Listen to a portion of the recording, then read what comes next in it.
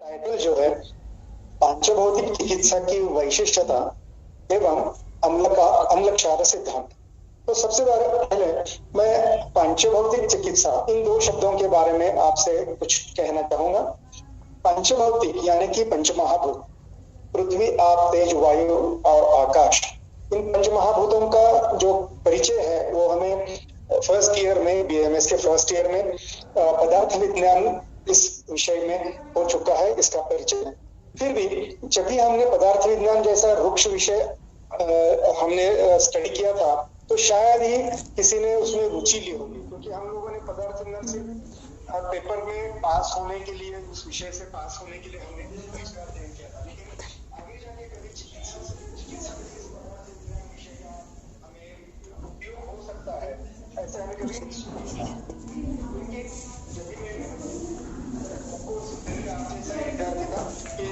जितना हो सके उतना कम स्टडी करना है और ज्यादा से ज्यादा मार्क्स प्राप्त करना है। तो उसी हिसाब से मैंने भी पदार्थ विज्ञान का अध्ययन किया था। लेकिन जब भी मेरी गुरुजी से मुलाकात हो गई, उनसे भेंट हो गई और जब भी मैंने पांचभौतिक चिकित्सा सीखना शुरू किया तब जाके मुझे पता चला कि पदार्थ विज्ञान ये जो फर्स्ट ईयर का जो हमें सब्जेक्ट दिया गया है वो आगे जाके चिकित्सा के लिए बहुत ही उपयोगी रहने वाला जो विषय है उसके बारे में हमें ज्यादा अध्ययन करना चाहिए। तो पंच महाभूत जो निर्माण हुए हैं, शायद आपको पता होगा कि ये पंच तन्मात्रा से निर्माण हुए। पंच तन्मात्रा में आपको पता है कि जैसे शब्द, स्पर्श, रूप, रस, गंध, इसी अनुक्रम से आप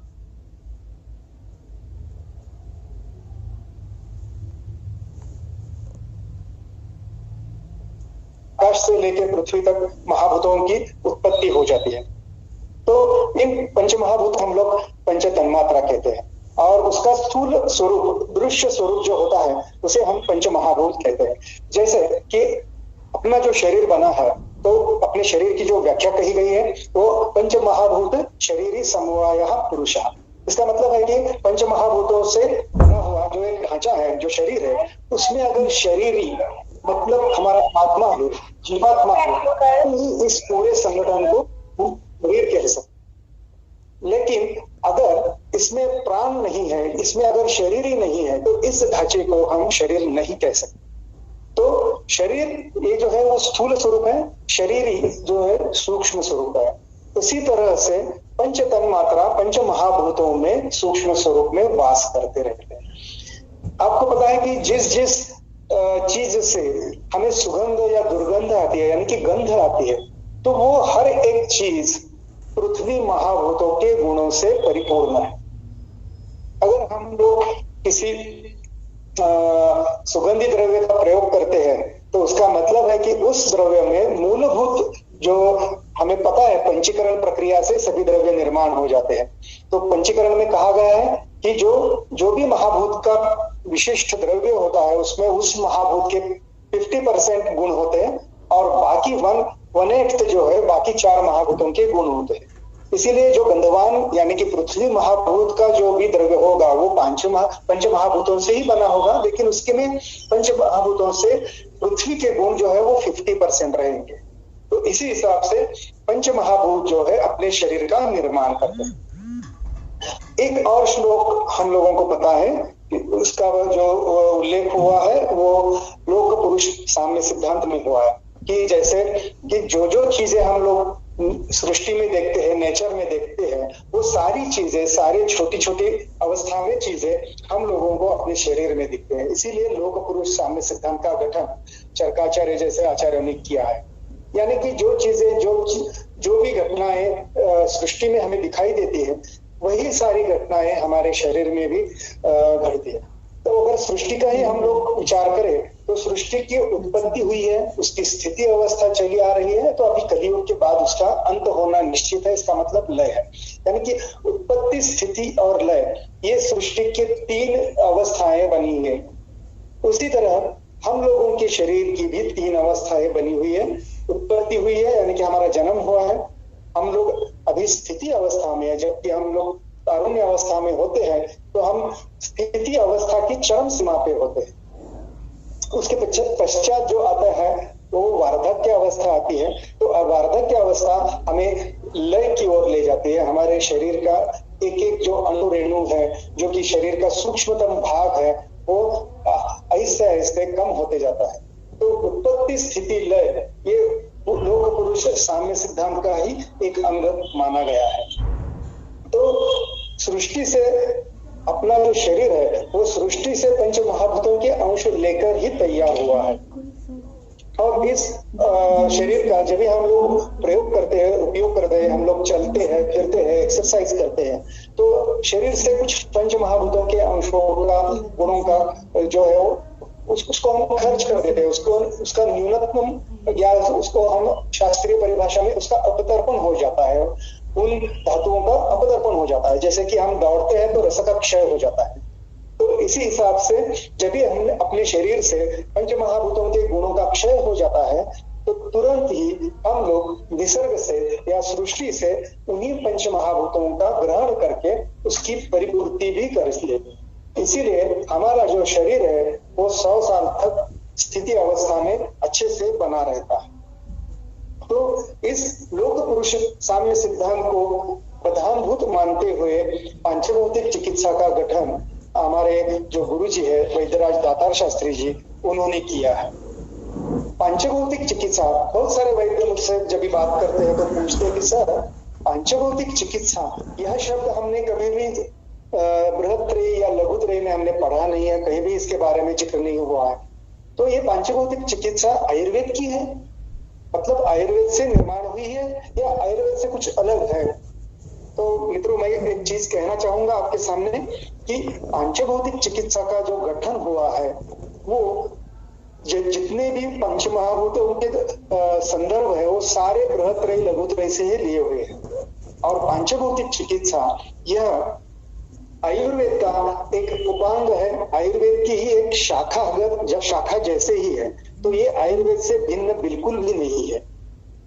और पांचभौतिक चिकित्सा का इसी विषय का जो अध्ययन गुरुजी ने किया था, वैद्यराज दातार शास्त्री जी ने किया था, तो इसी अभ्यास को, इसी उनके आविष्कार को केरल की जो बहुत ही नामचीन फार्मेसी है, आर्य वैद्य फार्मेसी, तो इन्होंने आयुर्वेद का उपग्रहण करने हेतु जो पांचभौतिक चिकित्सा का संशोधन दातार शास्त्री जी ने किया था, तो इसी उनके आविष्कार का एक उनका सत्कार किया था। उनको एक अच्छे बृहत्त्रयी रत्न जैसे पुरस्कार से उनका जो है उन्होंने आभार माना था।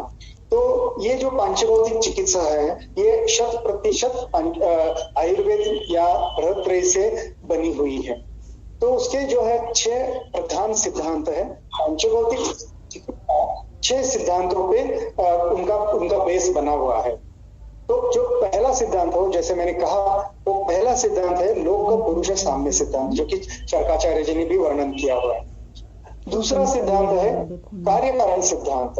आपको पता है कि जहां कहीं भी अगर एक आधा कार्य हमें दिखाई देता है तो उसके पीछे कोई ना कोई कारण जरूर होता है। जैसे कि यत्र यत्र धुआं तत्र तत्र वह्नि, अगर हम लोगों को धुआं दिखता है तो वहां अग्नि का होना ही होना है। तो कार्य कारण सिद्धांत। तीसरा जो सिद्धांत है वो पंच महाभूतों की उत्पत्ति और उनके विलीनीकरण का जो क्रम है उस क्रम का विचार, यानी कि पंच महाभूत उत्पत्ति एवं विलीनीकरण सिद्धांत, यह तीसरा सिद्धांत है। चौथा सिद्धांत है आयुर्वेद का, वो है ऋतु चक्र। हम लोगों को पता है कि हमने ऋतुचर्या अध्याय में 6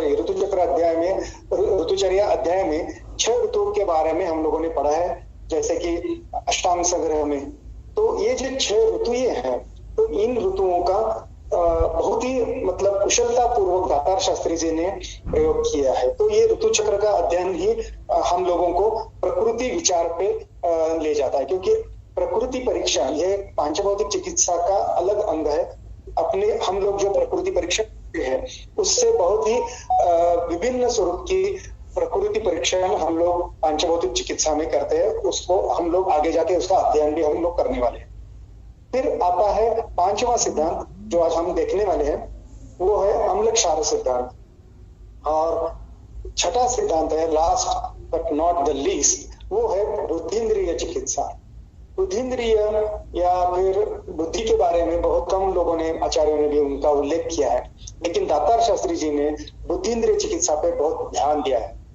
देखिए कि ये पांचभौतिक चिकित्सा का गठन दातार शास्त्री जी ने अराउंड 1932 के अराउंड किया था, 1932। तो देखिए आज लास्ट फ्यू इयर्स मतलब 10-15 सालों में हम लोग स्ट्रेस इंड्यूस्ड डिसीजेस के बारे में सोच रहे हैं, मतलब जो कि ज्यादा स्ट्रेस होने से कौन कौन से व्याधियां शरीर में दिखाई देती है। जैसे कि हम लोगों ने देखा है कि डायबिटीज जो है वो आजकल स्ट्रेस से होता है, ऐसे पता चल रहा है। या फिर जो सोरियासिस जैसा जो व्याधि दिखाई देता है उसका भी कहीं ना कहीं टेंशन का रोल उसमें दिखाई देता है।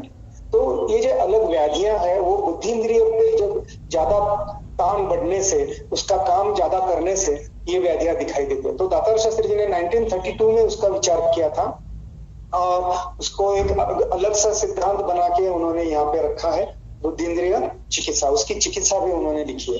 तो लोक पुरुष साम्य सिद्धांत, कार्यकारण सिद्धांत, पंच महाभूत उत्पत्ति एवं विलीनीकरण सिद्धांत, ऋतु चक्र और प्रकृति विचार, पांचवा जो है वो अम्ल क्षार सिद्धांत और छठा है बुद्धि इंद्रिय चिकित्सा। तो ये जो 6 सिद्धांत मैंने अभी आपके सामने रखे हैं, मुझे लगता है कि ये 6 सिद्धांत हम लोगों ने आयुर्वेद में कहीं ना कहीं पढ़े हुए हैं। तो ये 6 सिद्धांत ही हमें पांचभौतिक चिकित्सा सिखाएंगे या फिर पांचभौतिक चिकित्सा का ध्यान हम लोगों को करवा देंगे। तो आगे जाके हम लोग आज का जो विषय है उसके बारे में देखते हैं। पंचभौतिक चिकित्सा का हमने एकदम शॉर्ट में उसका इंट्रोडक्शन दे लिया है। आगे जाके हमें वो जो सब्जेक्ट है उसके बारे में कि पंचभौतिक चिकित्सा की वैशिष्ट्यता। तो हम लोगों को पता है कि आचार्यों ने त्रिदोष पद्धति पे सारा आयुर्वेद लिखा है। त्रिदोष पद्धति के अनुसार पूरे 4.5 साल यानी कि हम लोगों ने का जो ग्रेजुएशन है, इस बहुत सारे लोगों ने पोस्ट ग्रेजुएशन भी किया होगा, ये सारा ग्रेजुएशन एंड पोस्ट ग्रेजुएशन जो है हम लोगों ने त्रिदोष सिद्धांत पे किया है। तो ये त्रिदोष सिद्धांत अगर इतना अच्छे से आचार्यों ने लिखा है तो पांचभौतिक चिकित्सा क्यों, वह पंच महाभूत, पंच महाभूतों में ये क्या अलग है कि हम लोग सारा जो इतने सालों से हमने अध्ययन किया हो त्रिदोष सिद्धांत एक अलग से रख दें और हम पंच महाभूत फिर से सीखने की शुरुआत करें। तो जब भी मेरे मन में एक विद्यार्थी स्वरूप विचार आता है तो मुझे ये पॉइंट बहुत अच्छा लगता है, क्योंकि विद्यार्थी जो होता है उसकी आशा ये रहती है कि कम से कम अध्ययन में ज्यादा से ज्यादा उनको गुण प्राप्त करने हैं, ज्यादा से ज्यादा उनको परसेंटेज चाहिए। तो यही एक अपनी जो मेंटालिटी होती है वो क्लिनिक में भी जब भी हम लोग वैद्य या चिकित्सक बन के बैठ जाते हैं तो हमारा वो जो एक सोच होती है वो वही सोच हम आज भी कंटिन्यू करते हैं कि कम से कम अध्ययन में हमें ज्यादा से ज्यादा व्याधियां सक्सेसफुली ट्रीट करनी होती है। तो इसके जो वैशिष्ट्य है पांचभौतिक चिकित्सा के, तो ये एक 3-4 जो एक अलग विशेषता है वो मैं कहना चाहूंगा।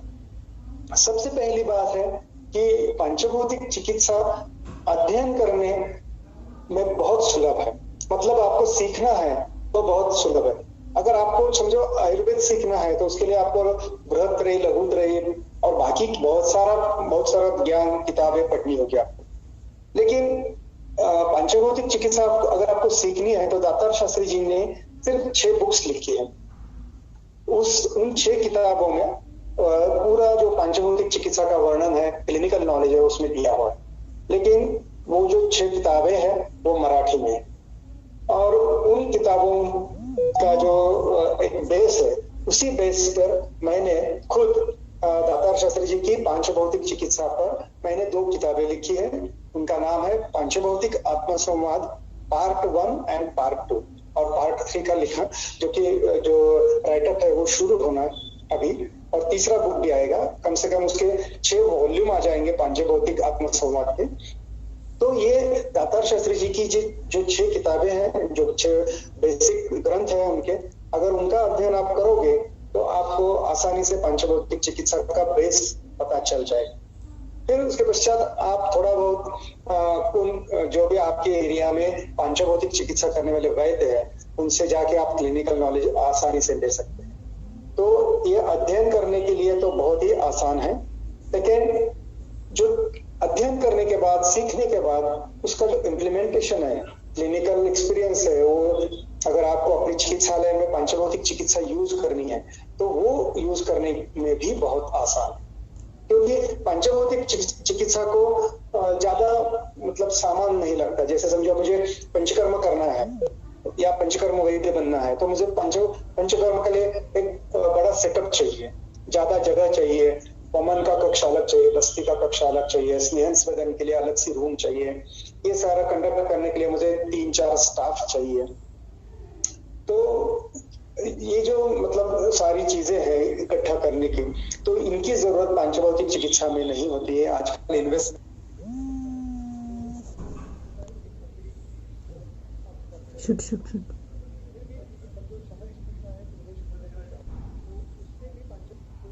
अलग और आसान है, क्योंकि अगर आप त्रिदोष पद्धति से शमन चिकित्सा करना चाहो तो आपको कम से कम 100, 150, 200 कल्प लगेंगे।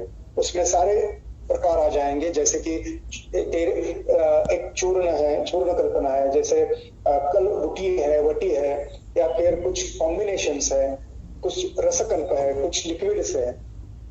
तो इन सारों का अगर आप इकट्ठा संग्रह करोगे तो कम से कम 150 से 200 कल्प हो जाते हैं, और एक बड़ा वाला 2-3 जो अलमारियां हैं वो भर जाएगी आपकी। और जब भी आप चिकित्सा करना चाहो तो वो सारे 150-200 कल्प आपको याद रखने हैं, और उसको जो भी आपके सामने पेशेंट बैठा है उसको एकदम परफेक्ट उसका जो है उसको चूज करके आपको देना पड़ता है। लेकिन पंचभौतिक चिकित्सा में आपको सिर्फ 20 कल्प आपको याद रखने हैं और उनका निर्माण करना है। हाँ जी, चिकित्सा में मैं लास्ट 30 ईयर से 30 सालों से मैं प्रैक्टिस कर रहा हूँ, और 30 सालों में मैंने सिर्फ 20 कल्पों पे 20 कल्पों पे मैंने काम किया है। जो भी रुग्ण आ जाए, या वो प्रतिशय एलर्जिक राइनाइटिस का हो, या कैंसर का हो, या फिर इनफर्टिलिटी का हो, या फिर संधिवात का हो, इन सारे रुग्णों को मैंने सिर्फ 20 कल्पों का प्रयोग किया है, और उनको भगवान की और गुरु जी की कृपा से खूब अच्छा रिजल्ट मिला है। तो कल्प भी बहुत कम है, दूसरी चीज उसकी मात्रा भी बहुत कम है। मतलब जैसे कि हम लोग डिस्कस करते हैं तो रुग्णों को आसानी से वो खाने को मिल सकता है। जैसे कि आपने अगर समझो क्वाथ की कल्पना बनाने के लिए रुग्ण को कहा, और वो रुग्ण अगर बंबई से हो तो वो बोलेगा मुझे खाने को टाइम नहीं मिलता, तो आपका ये डिकॉक्शन में कब बनाओ। तो ये जो है पंचभौतिक चिकित्सा बहुत ही आसान है। ये कल्प सारे मैं खुद बनाता हूँ मेरे घर में, और उसकी जो मात्रा है वो बहुत ही कम होती है। पंचभौतिक चिकित्सा का एक और विशेष अंग ये भी है कि पंचभौतिक चिकित्सा के कल्पों की मात्रा बहुत ही कम होती है। कितनी होती है मात्रा? तो गोक्षुरादि गुगुल हम सब लोग यूज करते हैं। आपको पता है कि गोक्षुरादि गुगुल आप लोग अगर यूज करते हैं तो कम से कम सुबह 2 गोलियां और शाम 2 गोलियां देते हैं, मतलब 2 बीडी ये गोक्षुरादि गुगुल का कम से कम डोज होता है। एक जो टैबलेट होती है वो 250 मिलीग्राम की होती है, उस हिसाब से 1 ग्राम पर डे ये गोक्षुरादि गुगुल का डोज होता है। लेकिन पंचभौतिक चिकित्सा में गोक्षुरादि गुगुल का थोड़ा पाठ परिवर्तन है जरूर, लेकिन पंचभौतिक चिकित्सा में गोक्षुरादि गुगुल का जो डोज है जो मैं यूज करता हूँ लास्ट 30 ईयर से, वो है 30 मिलीग्राम। मतलब 30 + 30, अगर 2 बार देना है तो मैक्सिमम पर डे आप 60 मिलीग्राम गोक्षुरादि गुगुल दे सकते हैं, और उससे बहुत अच्छा रिजल्ट मिल जाता है। तो देखिए आप 1 ग्राम गोक्षुरादि गुगुल कहा और 60 मिलीग्राम गोक्षुरादि गुगुल का, इससे हिसाब से अगर आप देखोगे तो बहुत सारे जो रॉ मटेरियल है वो भी बच जाता है, क्योंकि आजकल रॉ मटेरियल का भी बहुत शॉर्टेज हो रहा है। जितनी डिमांड है उतना कल्टीवेशन नहीं हो पाता। तो किसी रुग्ण को 1 ग्राम गोक्षुरादि गुगुल देने के बजाय अगर हम लोग 60 मिलीग्राम गोक्षुरादि गुगुल दे तो रॉ मटेरियल भी बहुत सारा बच जाता है और रिजल्ट भी मिलता है। तो इसी हिसाब से पंचभौतिक चिकित्सा के जो भी द्रव्य है उनकी मात्रा बहुत कम है। फिर त्रिदोष में 3 चीजें आती है, वात, पित्त, कफ, और पंच महाभूत चिकित्सा में 5 पंच महाभूत आते हैं। देखिए आप जो कफ है, कफ दोष है, वो पृथ्वी और आप से बना है।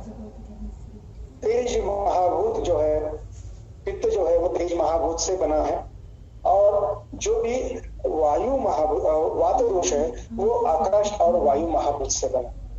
मतलब कफ और वात दोष में दो महाभूत बैठे हुए। समझो किसी रुग्ण में कफ दोष का प्रकोप होने से एक व्याधि लक्षण बना है। तो जब भी आप किसी त्रिदोष चिकित्सक को पूछेंगे तो वो बोलेगा कि ये कफ प्रकोप से व्याधि का लक्षण बना हो।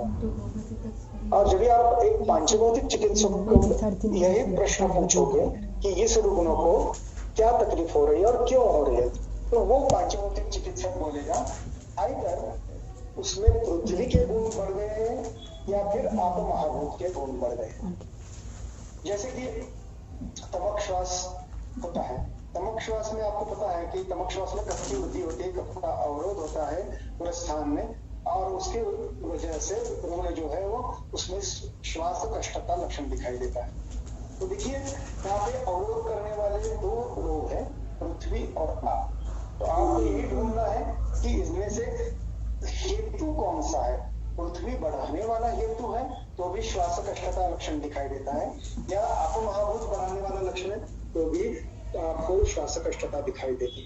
अगर अत्यधिक भोजन कर लेता है रोग तो भी उसको श्वास कष्टता दिखाई देगी, या फिर अति जल पान अगर किया है तो भी श्वास कष्टता दिखाई देगी शायद। तो पृथ्वी और आप, इस पर आप प्रिसाइजली मेडिसिन दे सकते हो। जैसे कि मैंने कहा कि तमक श्वास में भी अगर आप त्रिदोष की पद्धति से विचार करेंगे तो उसमें हम लोग जैसे कि श्वास कुठार रस दे देंगे, ठीक है ना।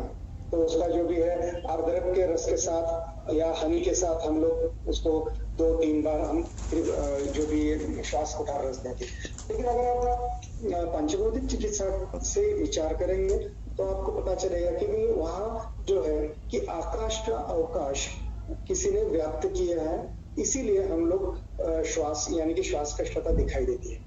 तो आपको पता है कि पृथ्वी जो पंच महाभूतों का विलीनीकरण क्रम है उसमें पृथ्वी जो है वो आप महाभूत में विलीन हो जाती है, और पृथ्वी और आप जो है वो तेज महाभूत में विलीन हो जाती है। तो समझो अगर पृथ्वी बढ़ने से श्वास कष्टता लक्षण दिखाई देता है कि जैसे कि स्पैम गुठली जैसा कफ बना हो, तो वहां पे आपको सिर्फ यष्टि मधु क्वाथ अगर आप लोग दे देते हैं, मुहुर्मुहु यष्टि मधु क्वाथ, तो आसानी से कफ निकल जाएगा और उस रुग्ण की जो श्वास कष्टता है वो कम हो जाएगी। मतलब पृथ्वी प्रधान स्पैम कफ जो है वो द्रव स्वरूप यष्टि मधु क्वाथ में विलीन हो जाएगा। और यष्टि मधु कैसा है, वो कफ छेदक है, तो उससे आसानी से कफ निकल जाएगा और पूरा जो प्राण व स्रोतस है उसमें से अवरोध निकल जाएगा और रुग्ण को आराम मिलेगा। तो त्रिदोष और पंचमहाभूत में यही फर्क है कि हम लोग पिन पॉइंट जो है उसका विश्लेषण कर देते हैं और पिन पॉइंट चिकित्सा भी हम लोग कर सकते हैं। आगे जाके जो थर्ड पॉइंट आ जाता है कि जैसे मैंने कहा कि जो स्ट्रॉन्ग पॉइंट है पंचभौतिक चिकित्सा में, उसमें चिकित्सा के हेतु कम औषधि कल्पों का प्रयोग, जैसे मैंने अभी कहा था, और उसकी मात्रा भी अत्यल्प होती है। जैसे कि वर्णांग क्षार है, ताम्र भस्म है, उनकी मात्रा तो जितनी भी हम लोग राई जितनी हम मात्रा दे देते हैं। तो इसका मतलब है कि हम लोग जो मेडिसिन प्रिपरेशन करते हैं, जो मेडिसिन बनाते हैं, तो वो बहुत ही पिन पॉइंट बनाना होता है। लेकिन मार्केट प्रोडक्ट ये मात्रा में आपको रिजल्ट नहीं मिल सकता। मतलब डॉक्टर आप मार्केट से लाओगे किसी भी कंपनी का और उसको 30 मिलीग्राम दे दोगे तो उससे फायदा नहीं हो। इसके लिए हम लोगों को पंचभौतिक चिकित्सा की पद्धति से मेडिसिन बनाना पड़ेगा। पंचभौतिक चिकित्सा से हम कोई भी लिमिटेशन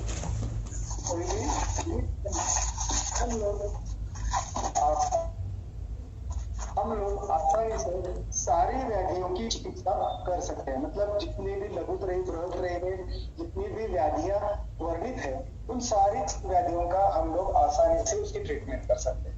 मतलब ऐसे कोई नहीं कि इससे ये नहीं बन सकता। पंचकर्म के अधीन या पंचकर्म से रिजल्ट मिलने वाली भी व्याधियां हम लोग पंचभौतिक चिकित्सा से उनको ट्रीट कर सकते हैं। नए वैद्यों के बारे में एक बहुत कठिनाई होती है। जब भी हम लोग नया नया मतलब चिकित्सालय खोलते हैं तो सामने बैठा हुआ पेशेंट हमें बहुत सारे सिम्टम्स बताने लगता है, मतलब ऊपर से लेके नीचे तक 10-12 कंप्लेंट्स बता देता है। तो जो नया वैद्य होता है वो कंफ्यूजन में जाता है कि अरे इन्होंने तो सारी मतलब बदन की जितनी भी बीमारियां सारी बोल डाली, तो करना है तो उसकी चिकित्सा की शुरुआत में कहाँ से करूं, तो उसको पता नहीं चलता कि वेयर टू स्टार्ट। एकदम जो चिकित्सा की शुरुआत जो है तो वो उसका जो स्टार्टिंग पॉइंट है वो उसको नहीं मिलता। और अगर स्टार्टिंग पॉइंट गलत निकलता है, गलत तरीके से आप शुरुआत करते हो तो व्याधि में उपशय भी नहीं मिलेगा। और 8 दिन के बाद जब भी रुग्ण आएगा तो वो अलग से बताएगा कि सर लास्ट वीक आपके पास में आया था, उससे कुछ लक्षण और नए दिखाई दे रहे हैं। इसका मतलब है कि व्याधि का निदान और व्याधि की चिकित्सा आपको पिन पॉइंट करनी होती है, उसका स्टार्टिंग पॉइंट जो होता है वो आपको ढूंढना होता है। इसीलिए आचार्य ने हम लोगों को 2 चीजें बोली है कि व्याधि में आपको अग्नि का परीक्षण करना चाहिए। अगर अग्नि मंद है तो सर्वप्रथम हम लोगों को अग्निवर्धन चिकित्सा करनी चाहिए, अग्नि को अच्छा करना चाहिए, फिर आप लोग जो है संतर्पण या अदर जो चिकित्सा द्रव्य है उसको यूज कर सकते हैं। लेकिन अगर अग्नि अच्छा है तो आगे जाके आपको उस व्याधि के लक्षण कम करने हेतु कुछ अलग से कल्पों का उनको प्रयोग करना पड़ता है। तो पंचभौतिक चिकित्सा में जो भी चिकित्सा का स्टार्टिंग पॉइंट है वो आसानी से मिल सकता है, क्योंकि जब भी आप पंचभौतिक चिकित्सा से रुग्ण की परीक्षा करते हो तो उसमें एक बहुत ही इंपॉर्टेंट पॉइंट पंचभौतिक चिकित्सा में आ जाता है और वो है उदर परीक्षण। आप सबको पता होगा, शायद नाम तो सुना होगा ये कि हम लोग पंचभौतिक चिकित्सा में उदर परीक्षण करते हैं, यानी कि नाद परीक्षा करते हैं।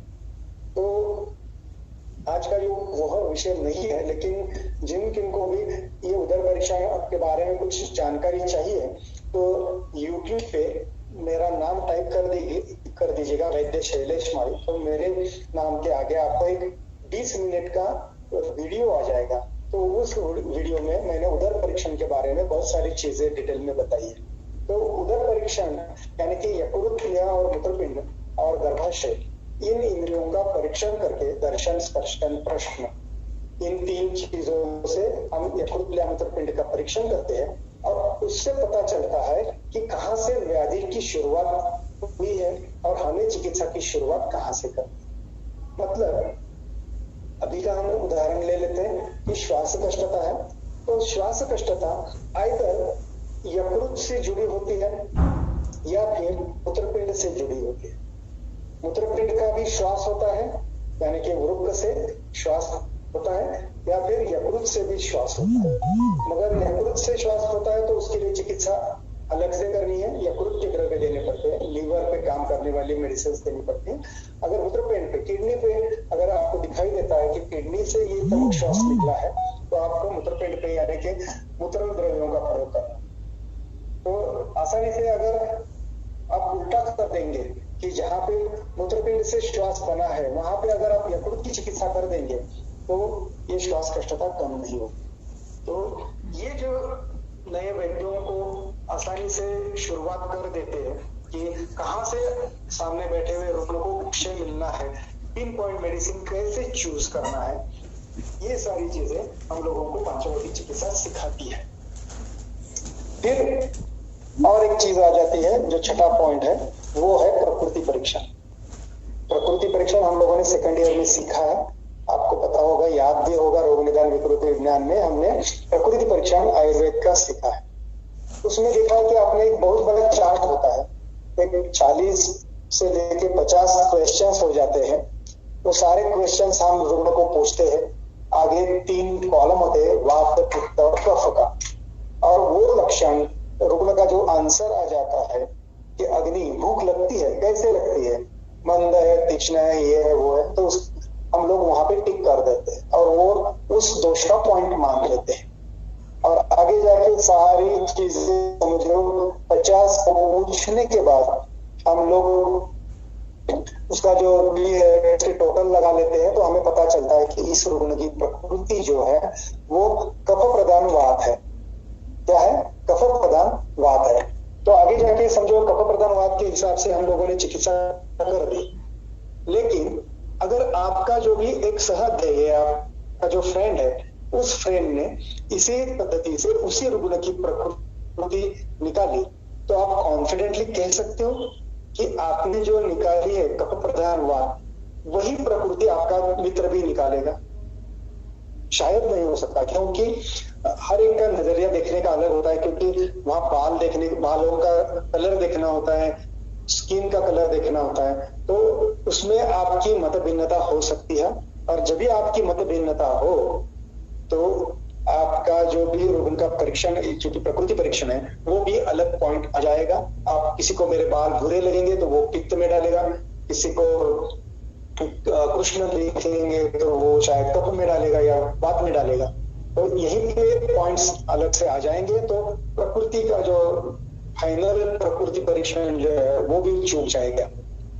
लेकिन पंचभौतिक चिकित्सा में प्रकृति परीक्षण कभी चूकता ही नहीं, क्योंकि पंचभौतिक चिकित्सा में प्रकृति परीक्षण सिर्फ सिंगल एक क्वेश्चन से प्रकृति बनती है, एक प्रश्न का उत्तर और एक ही क्वेश्चन होता है, वो है रुग्ण का बर्थ मंथ, यानी कि रुग्ण की जन्म तिथि जो है, महीना जो है, उस महीने से हम लोग उसकी प्रकृति निश्चित कर देते हैं। मतलब यहाँ बैठ के हम लोग कहीं भी कोई भी हमारे देश के कोने में रुग्ण जो होगा उसकी प्रकृति जो है सुनिश्चित कर सकते हैं। मतलब प्रकृति के लिए सिर्फ हमें जन्म का महीना जरूरी होता है, तो ये एक आसान है। फिर छठा पॉइंट जो है वो है पूर्व व्याधि का अत्यंत कुशलतापूर्वक प्रयोग। पूर्व व्याधि का कुशलतापूर्वक प्रयोग तो कैसे होता है कि हम लोगों को बचपन से लेके आज तक बहुत सारे, किसी को जॉइंट हो जाती है, जैसे कि मीजल्स है, चिकन पॉक्स, किसी को समझो आगे जाके लेडीज होती है तो सिजेरियन सेशन होता है, या फिर हिस्टेक्टॉमी हो जाती है, किसी की टॉन्सिलेक्टॉमी बचपन में हो जाती है। तो ये सारी जो व्याधियां हैं, जो ऑपरेशन है, सर्जरीज है, वो सारी चीजें हमारे शरीर पर कहीं ना कहीं अपना प्रभाव छोड़ जाते हैं, और उन पास्ट हिस्ट्री में जो व्याधि होते हैं, उस व्याधि का सदियों व्याधि से कोई ना कोई कनेक्शन जरूर होता है। तो दातार शास्त्री जी ने अपने मतलब सूक्ष्म निरीक्षण से इन पूर्व व्याधियों का सदियों व्याधि से जो रिलेशन है, वो रिलेशन ढूंढ के उन्होंने सारे जितने पूर्व व्याधि होते हैं उनका हम लोग चिकित्सा में किस तरह से उपयोग कर सकते हैं, इसके बारे में बहुत सारा मार्गदर्शन लिख के रखा है। जैसे मैं एग्जांपल देना चाहूंगा कि समझो एक 34 ईयर की लेडी मेरे सामने आके बैठी है। 34 ईयर की लेडी कहती है कि सर मेरे बाल बहुत झड़ रहे हैं, या खालित्य है, या कुछ कह रही है कि सर मेरे जैसे कि जॉइंट पेन हो रहा है, संधिवात जैसे लक्षण दिखाई दे रहे हैं, बैकएक है, कमर दर्द बहुत ज्यादा है, वगैरह वगैरह वगैरह। ठीक है, तो मैंने सारे लक्षण उनके लिख लिए, अग्नि देखा, मल मूत्र जिह्वा जो भी है लिख लिया, और उन्होंने अंत में कहा कि सर लास्ट ईयर मेरी हिस्टेक्टॉमी हुई है, मेरा गर्भाशय जो है वो निकाला हुआ है। देखिए एट द एज ऑफ 33 एक स्त्री का गर्भाशय डॉक्टर ने निकाल दिया है, कारण कोई भी हो, लेकिन उसका गर्भाशय निकाल चुके हैं और मेरे सामने एज अ रुग्ण वो आके बैठे हैं। तो देखिए आप कि एक हिस्टेक्टॉमी आजकल इतनी कॉमन सर्जरी हो गई, जैसे कि बच्चों में टॉन्सिलेक्टॉमी, टॉन्सिल निकाल देना इतनी कॉमन हो। तो हिस्टेक्टॉमी का हम ज्यादा कभी मतलब विचार नहीं करते हैं, लेकिन पंचभौतिक चिकित्सा में गर्भाशय, इसके बारे में जो एक विचार दातार शास्त्री जी ने प्रस्तुत किया है, वो अगर आप लोग पढ़ोगे तो आपको पता होगा कि एक हिस्टेक्टॉमी क्या मायने रखती है एक रुग्ण तैयार करने में। तो सबसे पहली बात है कि गर्भाशय जो होता है, यूटेरस जो होता है, वो जैसे कि हमने लोक पुरुष साम्य सिद्धांत अभी अभी जिक्र किया है मैंने, तो लोक पुरुष साम्य के हिसाब से जैसे कि बाहर पृथ्वी होती है, जमीन होती है, उसी प्रकार से स्त्री के शरीर की जमीन जो होती है, पृथ्वी जो होती है, वो है गर्भाशय यानी कि यूटरस। जितने पृथ्वी महाभूत के गुण हमें बाहर नेचर में दिखाई देते हैं, वो सारे गुण हमें गर्भाशय में दिखाई देते हैं। समझो, सोच लो आप कि आपके सामने एक मैदान है, वहां की सारी मिट्टी हम लोगों ने निकाली, मैदान नहीं है, खेत है, समझो जंगल है, यहाँ के जो फार्मर है वो कुछ ना कुछ बीज बोता है और फसल लेता है। तो समझो वन फाइन मॉर्निंग वो वहां पे आ गया फार्मर, और उसने देखा कि यार मेरे जो खेत में जो मिट्टी थी, तो पूरी मिट्टी 3-4 फीट की जो मिट्टी थी वो किसी ने रातों रात निकाल दी है। तो आप सोचिएगा कि वो फार्मर क्या करेगा। अगर उसको समझो गेहूं डालना है, बोना है, उसमें या चावल बोना है और उससे फसल लेनी है, अगर मिट्टी ही नहीं है तो वो कोई भी मतलब फसल नहीं ले सकता, क्योंकि कोई भी फसल लेने के लिए या ट्री प्लांट करने के लिए वहां मिट्टी का होना जरूरी है। मिट्टी क्या जरूरी है? पानी होना जरूरी है, सनलाइट जरूरी है। उसी तरह गर्भाशय में एक गर्भ का निर्माण होने के लिए मिट्टी, पानी और टेम्परेचर का होना भी जरूरी है। ठीक है। अगर किसी स्त्री के शरीर से मेनोपॉज से पहले अगर गर्भाशय निर्हरण कर देते हैं, तो उस स्त्री के शरीर से आप पृथ्वी के बहुत बड़े गुणों का निर्हरण कर देते हैं। अगर समझो पृथ्वी महाभूतों के गुणों का निर्हरण आपने कर दिया, तो क्या होगा? आपको पता है कि पृथ्वी, आप इन पंच महाभूतों में पृथ्वी और आप, ये महाभूत संतर्पण करने वाले हैं, शरीर की वृद्धि करने वाले हैं। तो आकाश और वायु, ये दो जो महाभूत है, वो शरीर का अपतर्पण करने वाले हैं, शरीर के गुणों का ह्रास करने वाले। और इनका जो है वो बैलेंस होता है, तो बैलेंस होने से ही अपने शरीर की स्थिति अवस्था टिकी होती है। या फिर मेरा जो वेट है लास्ट समझो 20-30 ईयर से समझो मेरा वेट मेंटेन है 63 to 64, तो मैं कहता हूँ कि बहुत सालों से मेरा वेट जो है वो 63 है। इसका मतलब मेरे शरीर की स्थिति अवस्था बहुत ही अच्छी है। मेरा वेट अगर स्टेबल है तो स्थिति अवस्था अच्छी है। लेकिन ये वेट स्टेबल क्यों है? क्योंकि शरीर में जो पंच महाभूत है उनका इक्विलिब्रियम है। कोई भी महाभूत ऊपर नीचे नहीं होते। समझो मैं पृथ्वी और आप महाभूत गुणों का ज्यादा सेवन करता हूं। जैसे मैंने समझो कल से मिठाइयां खानी शुरू कर दी और मेरा अग्नि भी अच्छा है, तो जितनी मिठाइयां मैं खाते जाऊंगा उतनी मेरे शरीर का संतर्पण होते जाएगा, मेरा वेट बढ़ेगा, 70 kg मेरा वेट हो जाएगा। समझो 63 से लेकर 70 तक गया, मेरा 7 किलो मेरा वजन बढ़ गया। इसका मतलब शरीर में पृथ्वी और आपके गुणों की ज्यादा आपूर्ति हो गई है, ज्यादा मैंने भर दिया, ठूस दिया उसमें। तो ऑब्वियस है शरीर में अगर पृथ्वी और आप ज्यादा आ गए तो इसका मतलब है कि कहीं ना कहीं वायु और आकाश, इन दो महाभूतों के गुणों का क्षय हो गए। जितनी बड़ी थैली होगी उतना ज्यादा सामान बैठेगा। थैली बड़ी होने का मतलब है अवकाश ज्यादा हो, और अगर उतना अवकाश आप भर दोगे तो उस थैली का वजन भी ज्यादा होगा, और वजन ज्यादा होगा तो आप उठा नहीं पाओगे। उसी तरह अपने शरीर का जो वजन होता है, उसका जो बैलेंस इक्विलिब्रियम होता है, वो पृथ्वी, आप और वायु आकाश, इनका इक्विलिब्रियम होता है। तो जब भी ये इक्विलिब्रियम डिस्टर्ब होता है तो दूसरी भूतों की वृद्धि होती है। समझो हम लोगों ने उस स्त्री के शरीर से गर्भाशय निकाल दिया, तो इसका मतलब है कि पृथ्वी के गुणों का क्षय हो गया। अगर पृथ्वी के गुण कम हो जाते हैं तो पृथ्वी और महाभूत वालों का जो एरिया होता है वो नीचे चला जाता है, तो अपने आप वायु और आकाश के गुणों की वृद्धि हो जाती है। समझो आपने अपने सामने वाली जमीन में 2 फीट बाय 2 फीट का एक गड्ढा निकाल दिया। ऑब्वियस है गड्ढा निकालना है, उसका मतलब उसमें से नीचे से मिट्टी निकाल के आपने कहीं फेंक दी है। तो अगर मिट्टी निकाल के आपने फेंक दी है, समझो 50 kg मिट्टी निकाली आपने, 2x2 का गड्ढा बन गया, तो क्या हुआ, वहां पे आकाश का अवकाश बन गया। इसी तरह स्त्री के शरीर से आप जब भी गर्भाशय निकाल देते हो तो आप गड्ढा बना देते हो, मतलब वहां पे आकाश का अवकाश बन जाता है। और शरीर का नियम है कि जहां भी आकाश का अवकाश बनता है तो वहां पे वायु का संचरण तो होना ही होना है, मतलब वहां पे वायु महाभूतों के गुणों की विकृत वृद्धि दिखाई देती है। और जब आपको पता है कि जितनी वायु बढ़ेगी उतना तेज भी बढ़ेगा, तेज महाभूतों के भी गुणों की वृद्धि होगी। अब देख लीजिए, उस स्त्री के शरीर में सिर्फ हमने गर्भाशय निकाल दिया है, पृथ्वी के गुण कम हो गए हैं, तो अग्नि, वायु और आकाश, ये महाभूतों के गुणों की विकृत वृद्धि होने लगती है।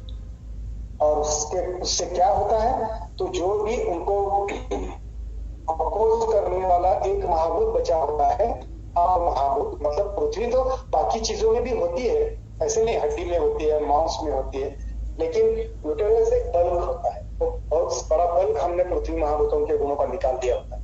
तो वहां जितने वायु और तेज महाभूतों की गुणों की वृद्धि होगी तो आप महाभूत भी कम होते जाएंगे। तो पृथ्वी और आप महाभूतों का क्षय होने से और तेज वायु आकाश बढ़ने से कुछ लक्षण पोस्ट हिस्टेरेक्टॉमी हमें दिखाई देते हैं। जो भी स्त्रियां बताती है तो कहती है कि सर कभी बहुत ठंड लगती है तो कभी कभी बहुत गर्म महसूस होता है, हॉट एंड कोल्ड फ्लशेस, कभी कभी इररिस्पेक्टिव ऑफ जो भी सीजन हो उन लोगों को हॉट एंड कोल्ड फ्लशेस दिखाई देते हैं। कभी शीत कभी उष्ण व्यत्यास जो दिखाई देता है, ये जो है ये वायु महाभूत का एक गुण है। वायु अनिश्चितता ये वायु महाभूत का गुण होता है, तो वायु की विकृत वृद्धि हो गई है। दूसरी चीज है, जहां जहां भी पृथ्वी के गुणों का क्षय हो जाता है वहां वहां वायु महाभूत गुण बढ़ जाते हैं, इसीलिए खालित्य है लक्षण दिखते हैं।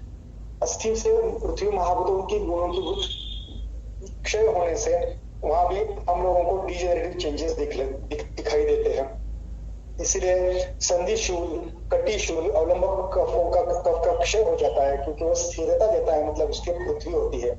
तो पृथ्वी के गुणों का क्षय होने से कटिशूल जैसे लक्षण दिखाई देते हैं। तो ये सारी चीजें जो है ये हमें पांचभौतिक चिकित्सा का अगर हम लोग अध्ययन करेंगे तो एक अलग नजरिया हमें प्राप्त हो जाता है रुग्ण की तरफ देखने का। तो पूर्व व्याधि का अत्यंत कुशलता पूर्वक दातार शास्त्री ने उपयोग कर लिया है। जैसे कि कामला है, कामला की अगर रुग्ण हिस्ट्री बताता है तो हमें पता है कि कामला यह व्याधि जो होता है ये यकृत से बंधा हुआ, यकृत का व्याधि, लीवर का, लीवर जो होता है वो राइट साइड में होता है हमारे शरीर में। तो यकृत व्याधि का कहीं ना कहीं प्रभाव जो होता है वो हमारे पूरे दाहिने राइट साइड के शरीर पे दिखाई देता है। कि मेरा भी ये ऑब्जर्वेशन है 30 इयर्स का।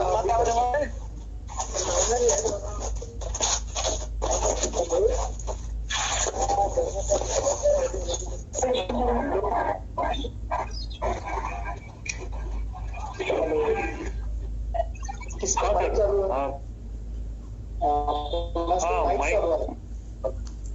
हो सर, तुम्ही कंटिन्यू करा, मी तो अनम्यूट करतो माइक। ओके ठीक। सो कामला जो व्याधि होता है तो वो हमें यकृत से जुड़ा होता है, और यकृत जो है राइट साइड पे होने से जहां भी अगर कामला की हिस्ट्री दिखाई दी है तो राइट साइड का कोई ना कोई लक्षण आगे जाके उस रुग्ण में दिखाई दे। जैसे कि राइट साइड का नी पेन कर रहा है या फिर फ्रोजन शोल्डर हो जाता है, कहीं ना कहीं स्तंभ जैसी लक्षण जो है राइट साइड में पोस्ट जॉन्डिस दिखाई देते हैं। ये मेरा भी ऑब्जर्वेशन है। और वहां पे अगर आप कामला की चिकित्सा करोगे या यकृत की चिकित्सा करोगे तो वो आसानी से व्याधि कम हो जाता है। तो ये जो है पूर्व व्याधि का मतलब, पूर्व व्याधि पर मैं आराम से 2 घंटे तक एक ही सब्जेक्ट पे बात कर सकता हूँ। तो ये सारा इंट्रोडक्शन चला है।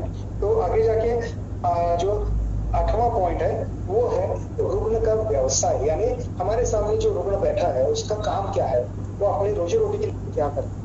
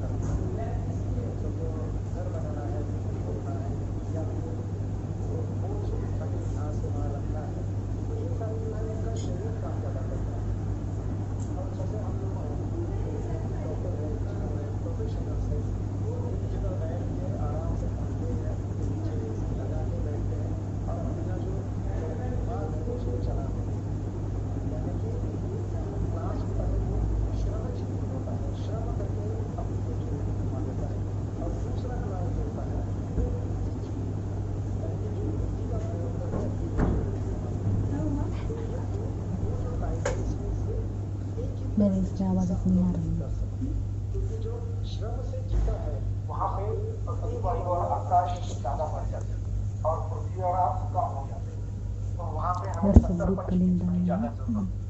और जो बुद्धिजीवी होते हैं वो एक जगह बैठ के काम करते हैं।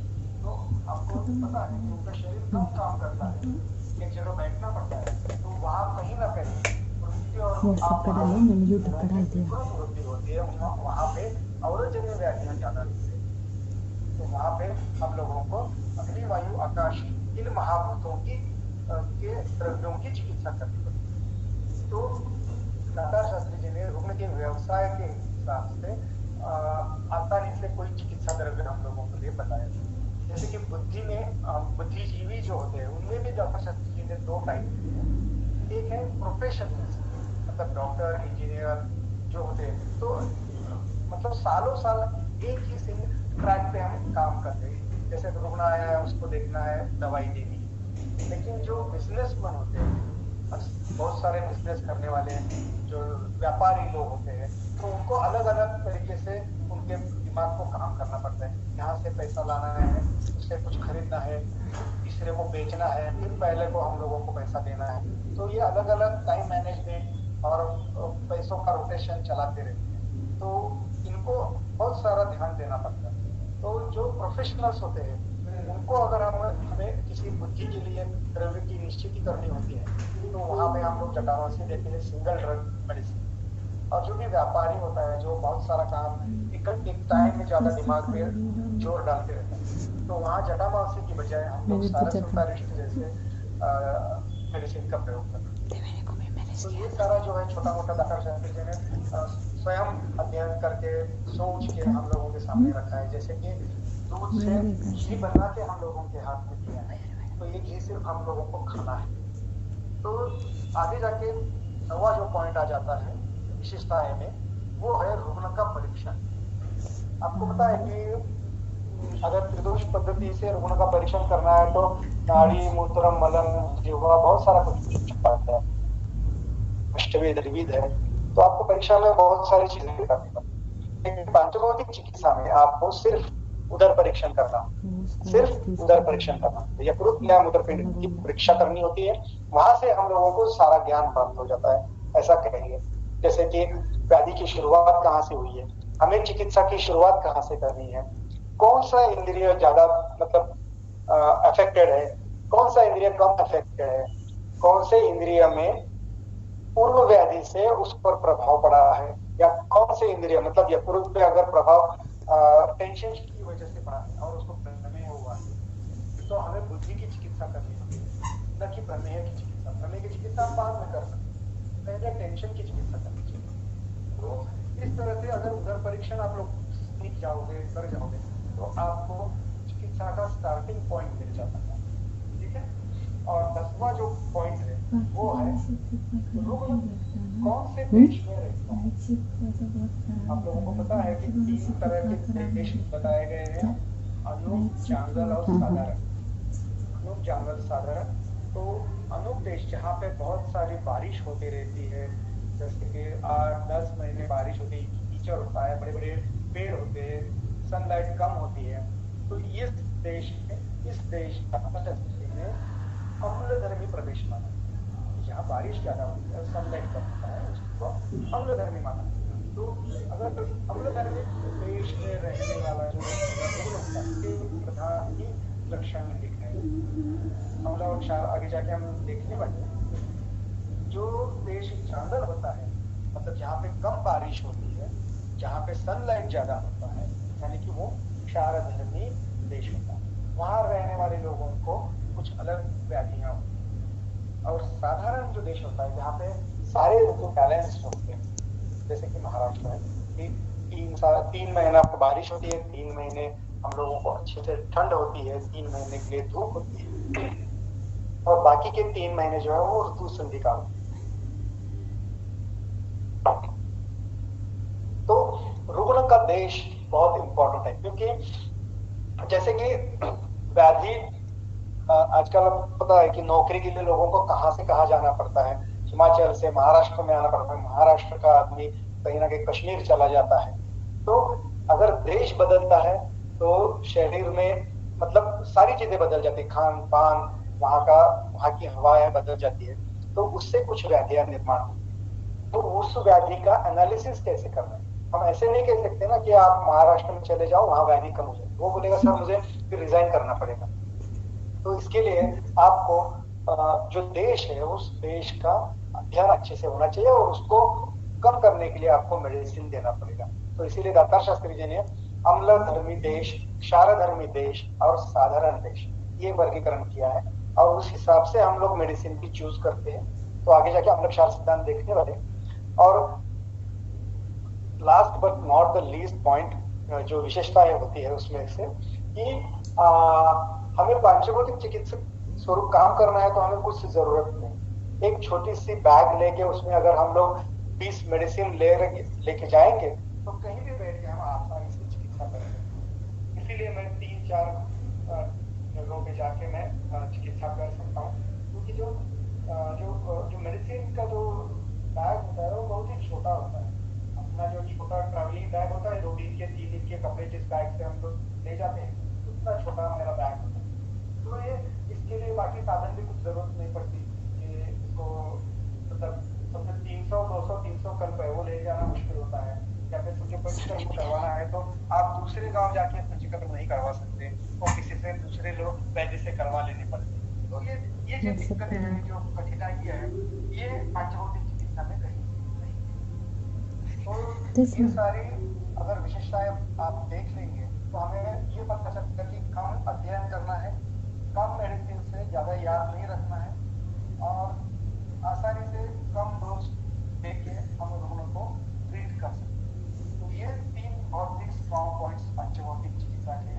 तो जो नए वैद्य है या फिर जो विद्यार्थी है, उन लोगों ने जरूर जबकि आपको पास होने के बाद आप जो अपनी ब्रांच फाइनल कर रहे हो, तो जरूर पहले आप पंचभौतिक चिकित्सा थोड़ी बहुत इंट्रोडक्शन करवा लो, फिर जाके बाकी आयुर्वेद की जो शाखाएं हैं उनका भी अध्ययन कर लो, और जो आपको अच्छी लगे वो शाखा आप लाइफ लॉन्ग फॉलो करते रहो। लेकिन पंचभौतिक चिकित्सा आसान है, इतना ही मेरा कहना है। तो 1 घंटे के लिए ये प्राइमरी इंट्रोडक्शन होने के बाद हम लोग जो आज का विषय है वो उस विषय की तरफ बढ़ जाते हैं।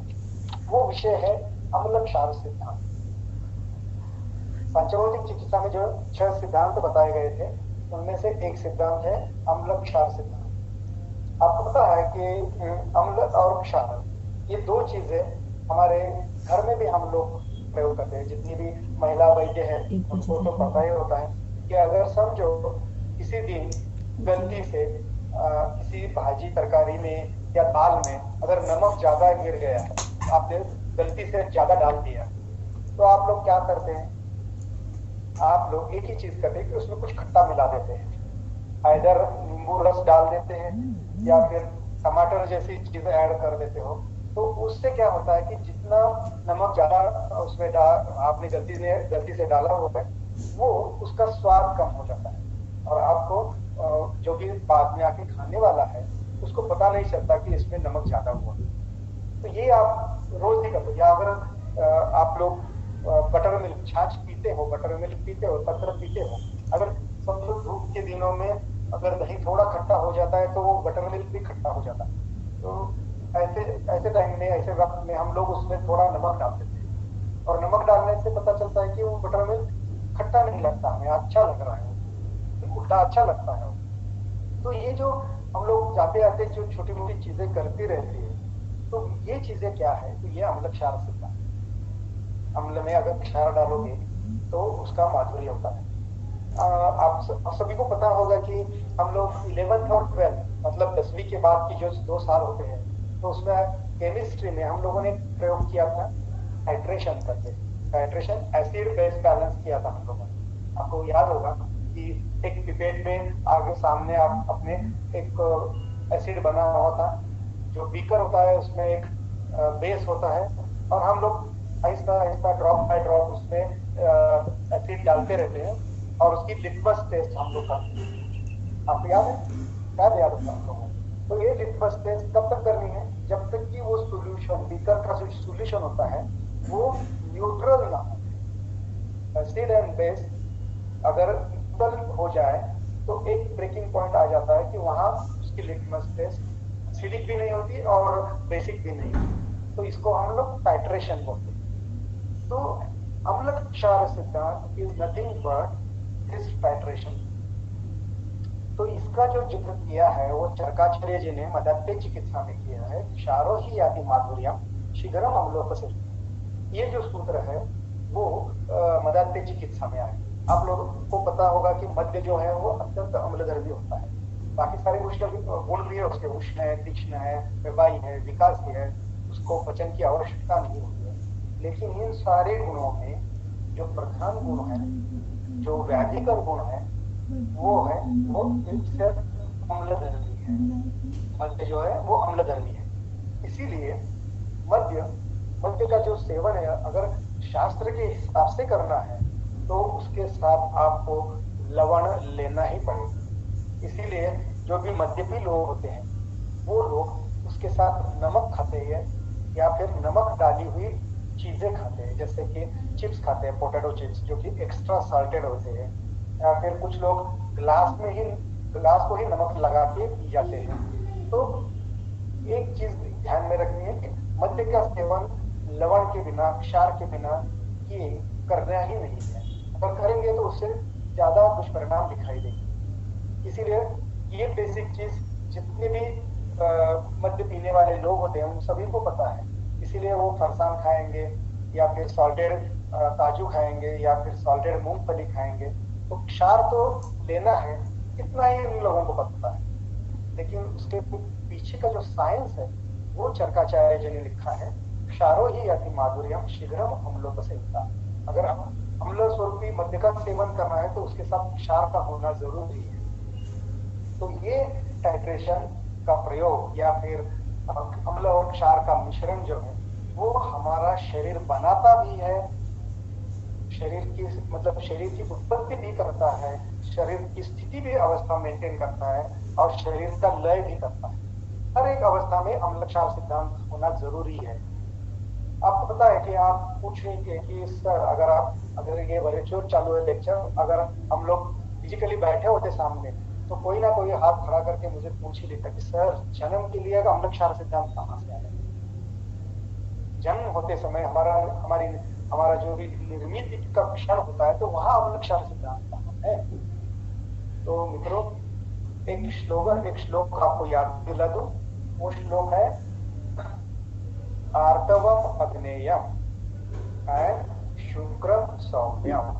ये श्लोक हम लोगों ने पढ़ा है। शुक्र जो होता है वो सौम्य गुणों का होता है और अर्तव जो होता है वो अग्नेय गुण का होता है। तो अर्तव अगर अग्नेय है और शुक्र अगर सौम्य है तो मतलब शुक्र में कहीं ना कहीं शीत गुण है। इसका मतलब आप महाभूत का प्राधान्य हुआ है। तो आप महाभूत का प्राधान्य जो है वो स्वयं अम्ल धर्म की तरफ जाता है। और अर्तवम अग्नेयम, तो जो अग्नि है वो कहीं ना कहीं क्षार धर्म की तरफ जाती है। अगर स्त्री के शरीर का अग्नि कम हो जाए, क्षार धर्म कम हो जाए, तो वो स्त्री में बंधत्व स्वरूप पीसीओडी दिखाई देता है। पीसीओडी आजकल बहुत बढ़ गया है, पता है, पॉलीसिस्टिक ओवेरियन सिंड्रोम। तो ये जो पीसीओएस है उसका अम्ल क्षार सिद्धांत से बहुत ही निकट संबंध है। पीसीओएस जिस स्त्री को हुआ है उसमें विकृत अम्ल धर्म बड़ा होता है, इसीलिए वहां पे पाचन करना जरूरी है, क्षार धर्मी द्रव्य की जरूरत होती है। तो ये ठीक है। तो हम लोग अपने बेसिक क्वेश्चन की तरफ जाते हैं। तो शुक्र जो है सौम्य स्वरूप है, आप स्वरूप है, और आर्तव जो है वो अग्नेय है, क्षार धर्मी। तो अम्ल और क्षार का मिश्रण होने के बाद गर्भ की उत्पत्ति होती है। इसीलिए क्षार धर्मी आर्तव और अम्ल धर्मी शुक्र, इनका जो भी संयोग होता है तो ये संयोग मिश्रण से इसका क्षार और अम्ल का जो माधुर्य होता है, इस माधुर्य से गर्भ की उत्पत्ति। तो ये गर्भ की उत्पत्ति जब भी होती है तो अम्ल क्षार का बैलेंस होता है। अगर समझो स्त्री के शरीर में क्षार धर्म का प्रमाण ज्यादा है, विकृत क्षार धर्म बड़ा है, या ऐसा कहिए कि उसकी प्रकृति भी क्षार धर्मी है और तेज महाभूत प्रधान द्रव्यों का सेवन भी वो हमेशा से करती आई है। तो वो विकृत क्षार धर्म शुक्र के सौम्य गुणों को बैलेंस नहीं कर पाता। तो इस तरह से क्षार धर्म बढ़ने से इनफर्टिलिटी दिखाई देती है। ऐसे ही पुरुषों के बारे में होता है कि अगर स्त्री का क्षार धर्म ठीक ठाक है लेकिन पुरुष में अम्ल धर्म की विकृत वृद्धि होती है तो भी वहां पे बंधत्व दिखाई देता है। तो ये सारी चीजें क्लिनिकल है, आगे जाके आप जितना अध्ययन करोगे तो आपको पता चलेगा। तो हमारी निर्मिति अम्ल क्षार के माधुर्य से होती है गर्भ का निर्माण। जब ये फर्स्ट मंथ में होता है, गर्भधारणा के पहले महीने में जब बुद्बुदाकार होता है तो अर्ध और शुक्र दोनों का मिश्रण और गर्भ की उत्पत्ति, और गर्भ जो होता है वो न्यूट्रल होता है, उस वक्त न्यूट्रल होता है। फिर जाके दूसरे महीने में गर्भ के शरीर का रक्त धातु बनता है, और ये गर्भ का जो रक्त धातु है वो कौन से महीने में बना है उस पर उसकी प्रकृति निश्चित है। मतलब गर्भ की प्रकृति सेकेंड मंथ में रक्त धातु की निर्मिति के पश्चात होता है। समझो कि हम प्रकृति परीक्षण का पॉइंट देख रहे हैं। समझो जब भी गर्भ का निर्माण हुआ है तो वो मार्च महीना है, मतलब pregnancy test positive first month जो है वो मार्च का है, और सेकेंड मंथ जो है गर्भधारणा का तो वो अप्रैल। तो अप्रैल में क्या होता है, समर होता है। जो समर होता है वहां पे क्षार धर्म ज्यादा होता है, आप महाभूत न्यून होता है। तो ऐसे समर में अगर किसी का रक्त धातु बनता है तो उसकी प्रकृति क्षार धर्मी प्रकृति, उस गर्भ में क्षार धर्मी गुणों का प्रभाव होता है। इसी तरह किसी का रक्त धातु अगर अगस्त महीने में बनता है तो उसकी प्रकृति अम्ल धर्मी होती है, क्योंकि वहां आप महाभूत ज्यादा होता है नेचर में, बारिश के दिन होते हैं। ऐसे ही किसी का अगर रक्त धातु समझो दिसंबर या जनवरी में होता है तो वहां पे हमारे यहाँ कैसे होते हैं, विंटर सीजन होता है, शेड पे ज्यादा होता है। तो वो जो सीजन होता है हम लोग उसको हिंदी सीजन बोलते हैं। तो वो अम्ल क्षार का माधुर्य सीजन होता है। तो वो जो प्रकृति, वो जो रक्त धातु होता है वो उत्तम बल का धातु होता है, इसलिए वो वही धर्मी प्रकृति। तो ऐसे गर्भ की प्रकृति जो है वो सेकेंड मंथ में बनती है। तो अम्ल धर्म और क्षार धर्म इन सब्जेक्ट पे हम लोग ध्यान देते हैं थोड़ा। तो दो चीजें बताई है तातार शास्त्री जी ने, जो वर्ड यूज किया है वो है अम्ल धर्मी एंड क्षार धर्मी, नॉट अम्ल रस प्रधान द्रव्य और क्षार रस प्रधान द्रव्य। धर्म एंड रस ये अलग चीजें हैं। धर्म मतलब जो चीजें जिस तरह से काम करती है उसका नाम धर्म रखा हो, मतलब उसी तरह से वो अलग अलग द्रव्य दिखाई देते हैं, लेकिन रस जो होता है वो एक ही तरह का होता है। जैसे कि नींबू है वो अम्ल रस का होता है, लेकिन वो अम्ल धर्मी होगा ऐसे नहीं कह सकते, ठीक है। तो आपको अम्ल धर्मी द्रव्य और क्षार धर्मी द्रव्यों को देखना है। तो ये धर्म शब्द क्या इंडिकेट करता है, तो वो धर्म ये जो वर्ड है वो कार्य इंडिकेट करता है। समझो हम ये धर्म का प्रयोग अलग अलग तरीके से करते हैं। जैसे कि रिलीजन है तो हम लोग ये रिलीजन का जब भी हम लोग नाम लेते हैं तो वो रिलीजन कुछ जो रिलीजियस कार्य होते हैं उनके अलग अलग होते हैं, लेकिन फ्री रिलीजन जो होता है उसके कार्य अलग होते हैं। एक ही वर्ड में रिलीजन के सारे कार्यों का पता चलता है। उसी तरह अम्ल धर्म यानी कि धर्म का कार्य, तो अम्ल धर्म का जो द्रव्य होता है उसका कार्य दीपन कार्य, और क्षार धर्मी जो द्रव्य होते हैं उसका जो कार्य होता है वो पाचन। मतलब आसान भाषा में बोलेंगे तो दीपन कार्य करने वाले सभी द्रव्य अम्ल धर्मी होते हैं और पाचन कार्य करने वाले सभी द्रव्य ये क्षार धर्मी।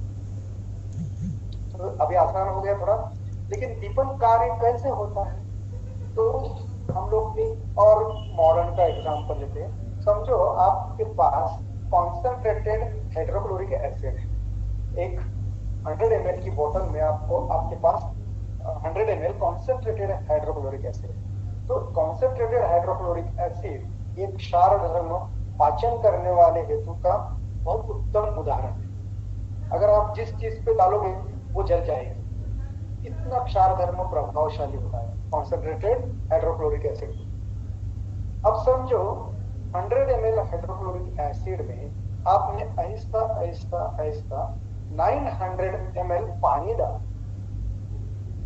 100 ml कॉन्सेंट्रेटेड हाइड्रोक्लोरिक एसिड में आपने 900 ml पानी डाल दिया। अब जो हाइड्रोक्लोरिक एसिड है उसको हम लोग कहेंगे डाइल्यूटेड हाइड्रोक्लोरिक एसिड। अब ये डाइल्यूटेड हाइड्रोक्लोरिक एसिड आप किसी चीज पे डालोगे तो वो चीज जलेगी नहीं। वुड पे डालोगे, पेपर पे डालोगे तो भी वो चीज जलेगी नहीं, तो वो डाइल्यूट हो गई।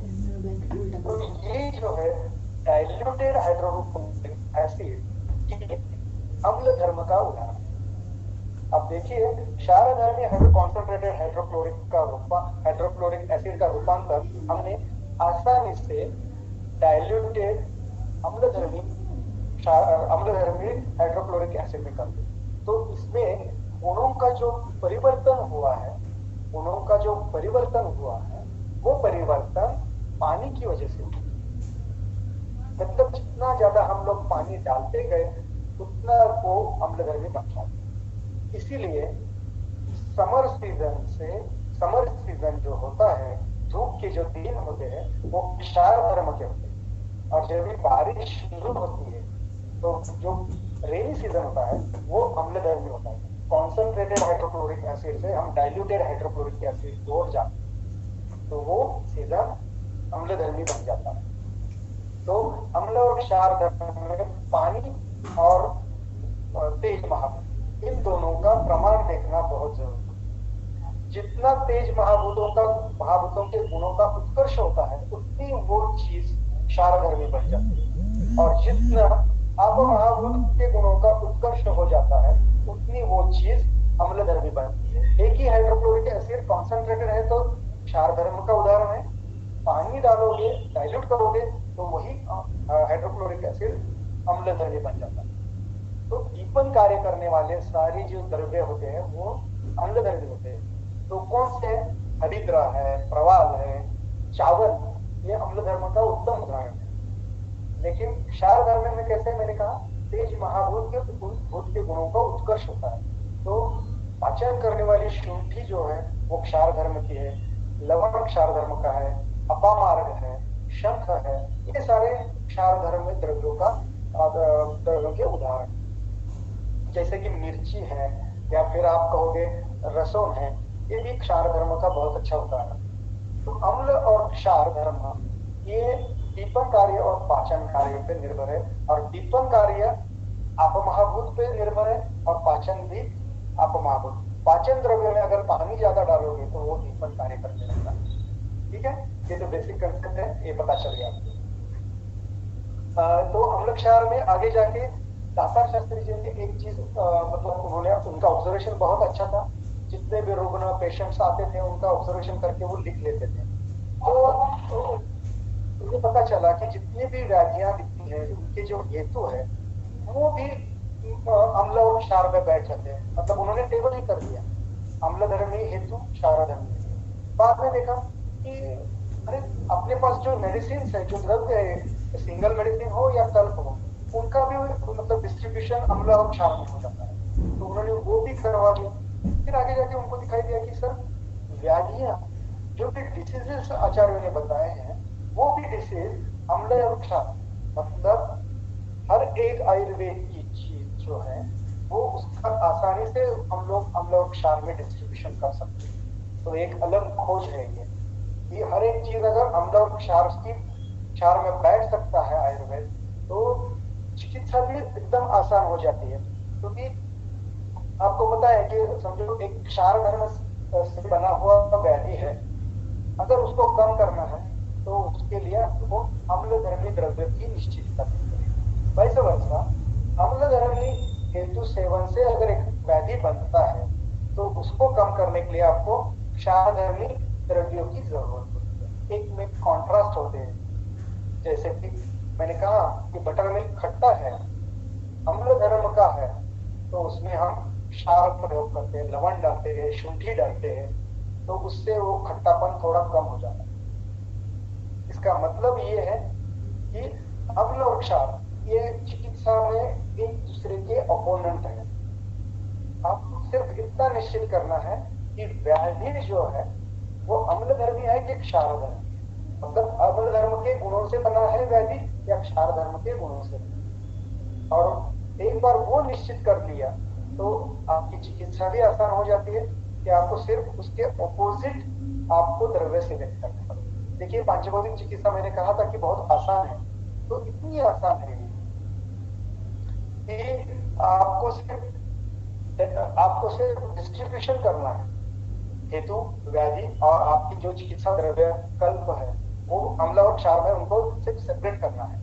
जैसे कि मेरे पास सिर्फ 20 मेडिसिन है, तो मैंने उसको डिस्ट्रीब्यूट कर दिया है, 10 अम्लधर्मी है सोचो और 10 क्षार धर्मी। जब भी मेरे पास मेरे सामने अगर क्षार धर्म से बना व्याधि लेके एक व्यक्ति आता है तो मैं 10 कल्प बाजू में रख देता हूँ, जो क्षार धर्मी कल्प है वो मैं बाजू रख देता हूँ, और सिर्फ 10 कल्पों पे मुझे फोकस करना होता है कि ये 10 अम्लधर्मी जो द्रव्य है उनमें से कौन से कल्प। प्रेझेंटेशन चालू आहे का विचारते कोणी? देखिए, 20 कल्पों में से भी 50% कल्प बाजू हम कर दिए आसानी से, क्योंकि व्याधि की निश्चित। फिर जाके आपको सिर्फ इतना करना होता है कि यकृत या मूत्र इन चीजों का परीक्षण।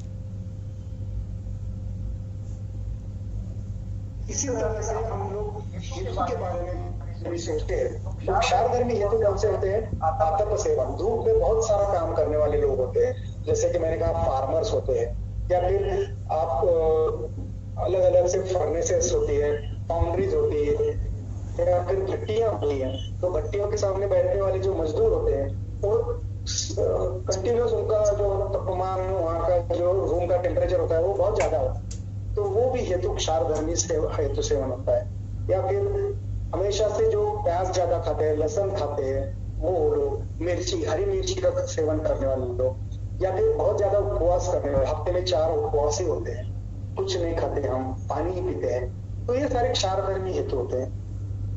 अम्लधर्मी के हेतु जो होते हैं, अम्लधर्म बढ़ाने वाले, वो है अत्यंबुपान। आजकल हर एक बंदा आता है, कहता है मैं सुबह उठते ही 1 लीटर पानी पी लेता हूँ, ठंडा पानी, उससे बहुत सारी चीजें कम होती है, ऐसे किसी ने कहा है। तो ये अत्यंबुपान से फिर जो भी व्याधि बनेगा वो अम्लधर्मी व्याधि, जैसे कि प्रतिशय बन जाता है अत्यंबुपान से, आचार्य ने लिख के रखा है, या फिर प्रमेय हो जाता है, तो ये अत्यंबुपान का व्याधि है। तो अगर आपको पता चले कि अत्यंबुपान से जो प्रमेय या प्रतिशय बना है ये अम्लधर्मी व्याधि है, अम्लधर्मी आपको महाभूतों के गुणों की वृद्धि से बना है, तो आपको क्या करना है? क्षारधर्मी द्रव्यों का प्रयोग करना है, बस। फिर अत्यंबुपान करने वाले रुग्ण में अगर आपको सिर्फ प्रतिशय दिखाई देता है तो निदान परिवर्जन, पानी पीना बंद कर दो दिन सुबह जल्दी उठते। और दूसरा है कि पानी का शोषण करने वाला जो द्रव्य है, जो कि उष्ण होना चाहिए, स्निग्ध होना चाहिए, वो है शुंठी।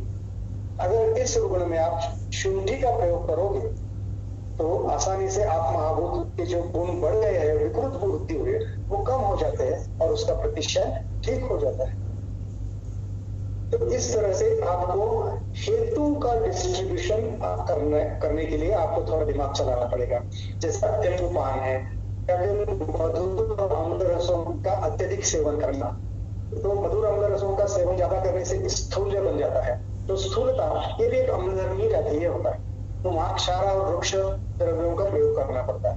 आप अगर स्थूलताजन्य व्याधियों की चिकित्सा देखोगे, चरकाचार्य जी ने लिखा हुआ, तो वहां पे आपको बहुत सारे क्षार दिखाई देंगे, तो क्षार इसी हेतु बनाए हैं कि वहाँ वो जो व्याधि है वो अम्लधर्मी व्याधि है।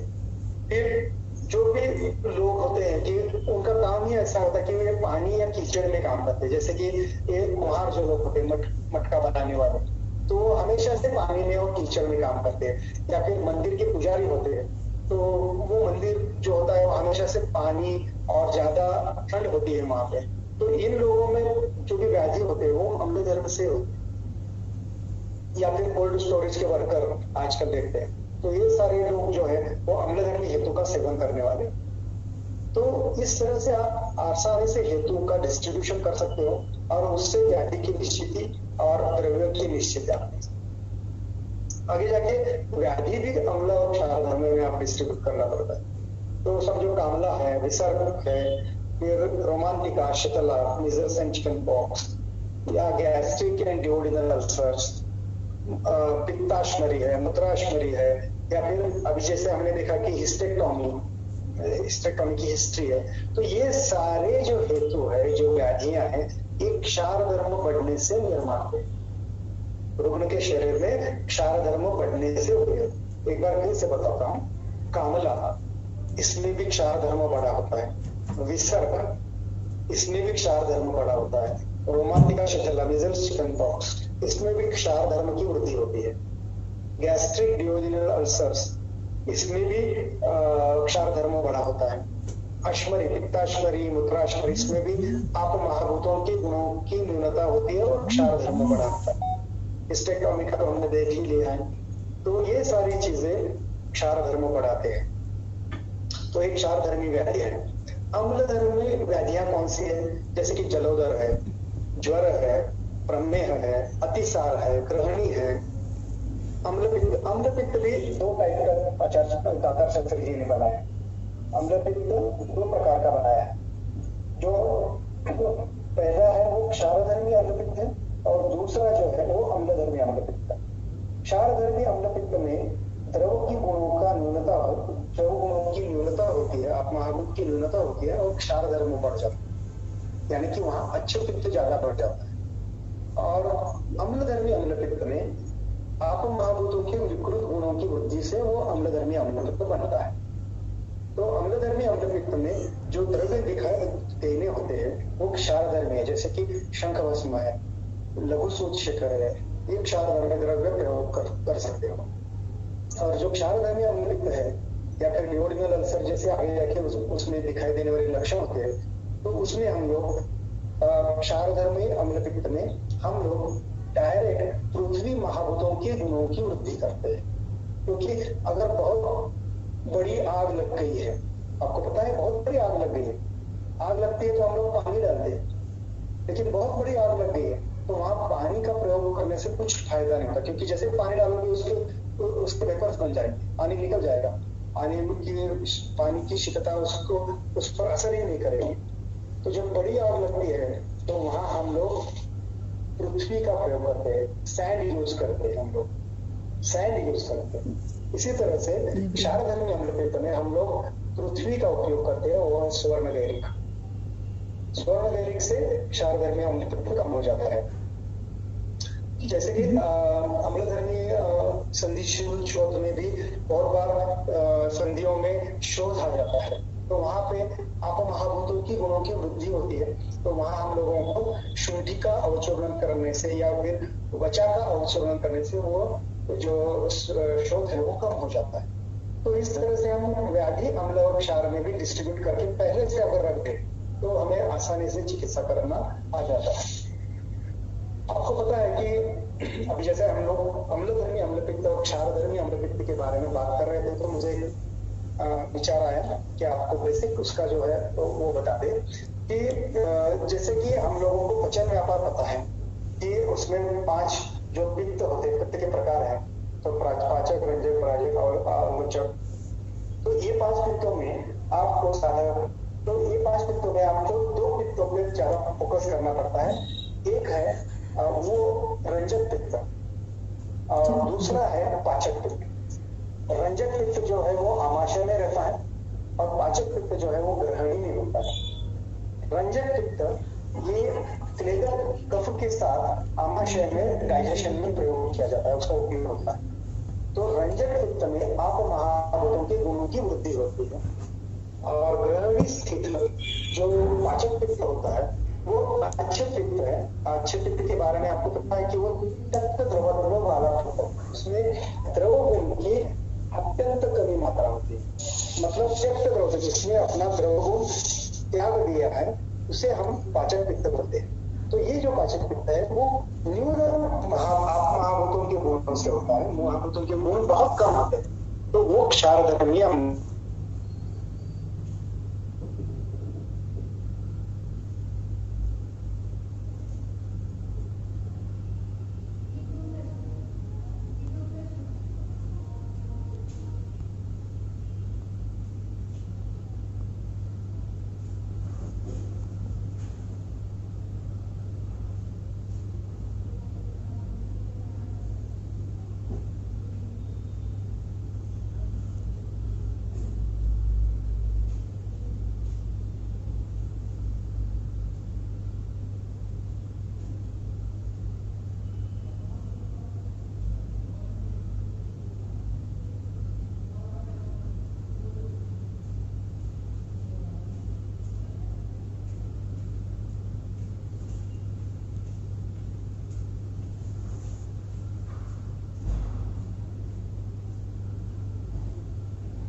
आवाज येत नाहीये।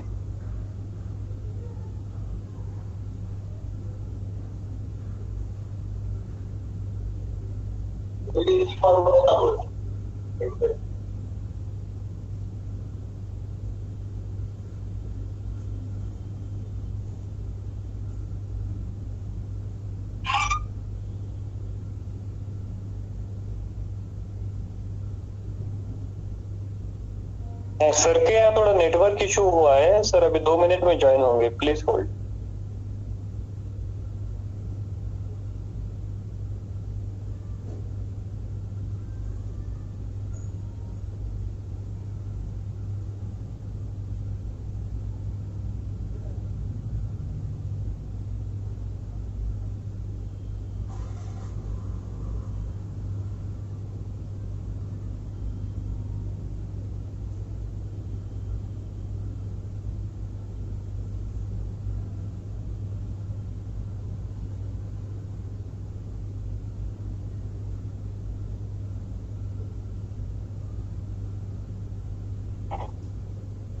हेलो हेलो हाँ सर, हाँ येतोय सर आवाज, ऐकू हो दिसतायत पण आणि आवाज येतोय।